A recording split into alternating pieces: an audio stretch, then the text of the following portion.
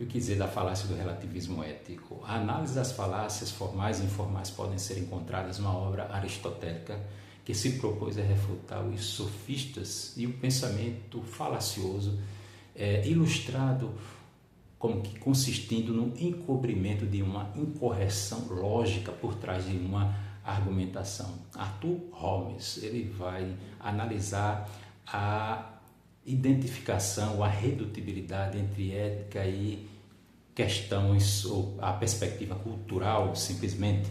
Ele vai dizer que a maneira como a sociedade define o que é propriedade privada e a punição para certos comportamentos pode variar de grupo para grupo, de comunidade para comunidade, mas ainda assim a sociedade como um todo estará preocupada com a propriedade privada e com a previsão de consequências para comportamentos ou atos que não são virtuosos, assim como estará preocupado com a manutenção da ordem, independentemente do lugar.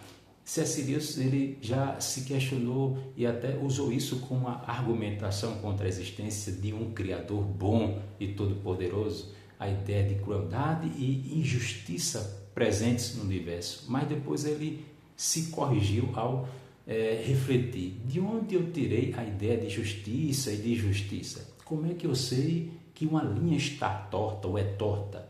A não ser tomando como referência uma linha correta. Portanto, existe um padrão objetivo a partir do qual nós julgamos o que é bom, o que é belo e o que é verdadeiro. C.S. Lewis também já se questionou se a ética pode ser reduzida a um mero instinto.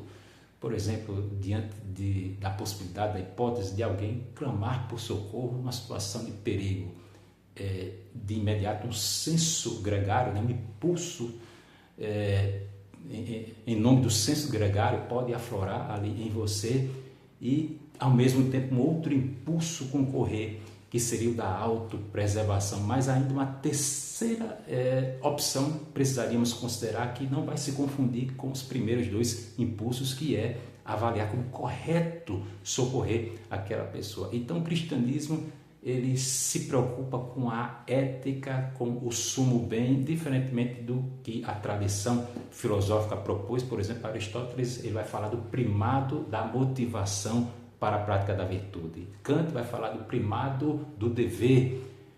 E John Stuart Mill vai falar do primado das consequências de um comportamento para você determinar se uma coisa é virtuosa ou não. O cristianismo ele já abarca não só a motivação, como o dever, como as consequências ao mesmo tempo. E o fundamento da ética é a religião, como atesta o nosso decálogo.